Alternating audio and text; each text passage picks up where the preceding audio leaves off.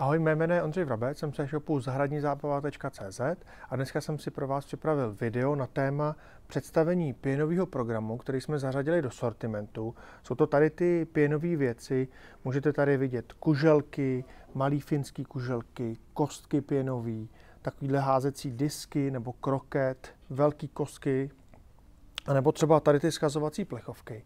Všechny ty věci jsou vyrobené z pěny, takže jsou měkký, při hře nikoho nezraní.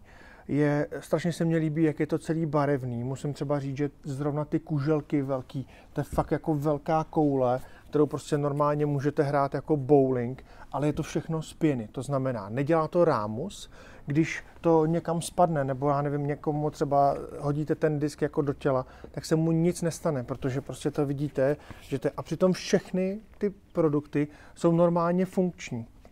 Ten disk krásně lítá. Ty kostky házecí normálně se prostě kutálí a hrajete od 1 do 6. Ty budou super třeba k Člověče nezlob se, k našemu velkému provedení, nebo klidně i k menšímu, nebo jenom jako hra pro děti někde do školky, i ty tam klidně můžete použít. Pak jsou tady takové házecí plechovky, jsou vlastně jako klasické plechovky, ale zase hází se na to pěnovým míčem, takže kdyby se ty děti nestrefily, tak při tom hodu nikoho nestratí. To samé můžou být tady ty malé kostky, nebo tady ty finské kuželky, to může být zase hra pro děti, aby se naučili dobře počítat. Ono to má své pravidla, vychází to ze hry kup s čísly.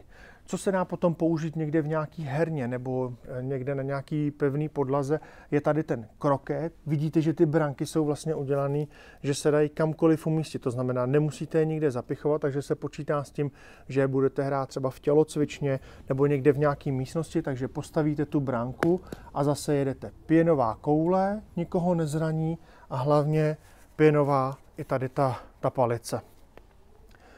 Strašně se mi na tom sortimentu líbí a byl to vlastně jeden z těch důvodů, proč jsme ho zařadili, že jsou ty hračky nebo ty hry nejsou hlučný, nedá se s tím nikdo zranit a jsou krásně barevně laděný. Vidíte, že to všechno září všema barvama, takže si myslím, že by se to zejména dětem mohlo líbit.